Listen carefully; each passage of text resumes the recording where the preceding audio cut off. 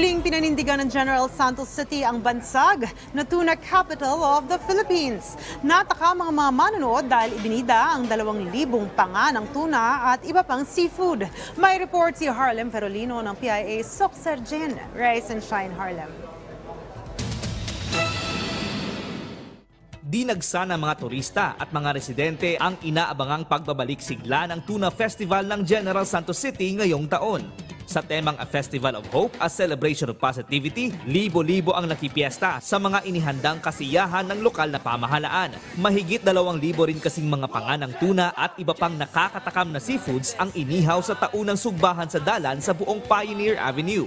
Sa kahabaan naman ng Rojas Avenue ay matitikman ang samut-saring espesyal na Jensen delicacies, kabilang na ang masarap na tuna sashimi.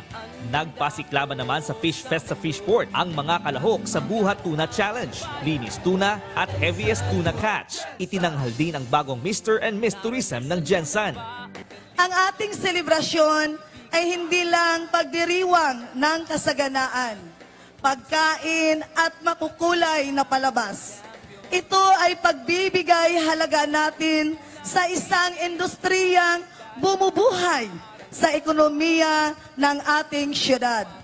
Sa pagtatapos ng 25th Tuna Festival, pinasaya ang mga nakipiesta ng makulay na lawihan tuna float parade at street dancing competition na may mga pagtatanghal na nagpapakita ng masaganang industriya ng pangingisda ng Jensen.